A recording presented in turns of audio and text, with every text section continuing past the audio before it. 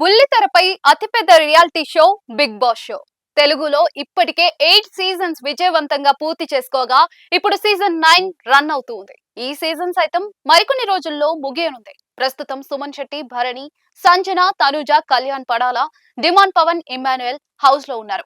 వీరిలో ఈ season title విజేత ఎవరనేది మరికొన్ని రోజుల్లో తెలియనుంది. అయితే బిగ్ బాస్ షో ఛాన్స్ కోసం సెలబ్రిటీలు ఎంత ఆసక్తిగా ఎదురు చూస్తూ ఉంటారో చెప్పనక్కర్లేదు. మరోవైపు ఈ షోపై ఎన్నో విమర్శలు వస్తూ ఉంటాయి.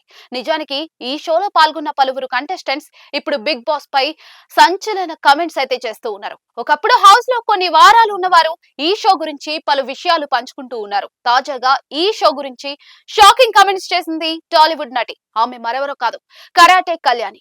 కరాటే కళ్యాణి తెలుగు సినీ ప్రియులకు ప్రత్యేకంగా చెప్పనక్కర్లేదు.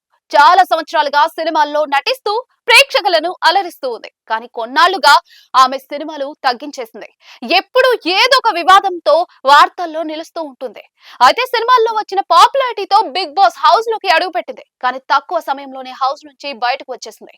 ఇటీవల ఓ ఇంటర్వ్యూలో పాల్గొన్న ఆమె బిగ్ బాస్ షో కారణంగా తాను ఎంతో నష్టపోయానని చెప్పుకొచ్చారు. నేను బిగ్ బాస్ షోలోకి వెళ్లడం వల్ల జరిగిన లాభం కంటే నష్టమే ఎక్కువ.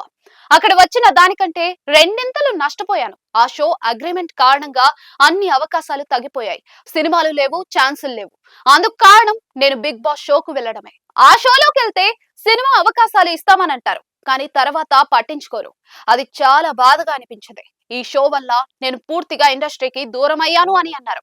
ప్రస్తుతం కరాటే కళ్యాణి చేసిన కామెంట్స్ నెట్టింట వైరల్ అవుతూ ఉన్నాయి.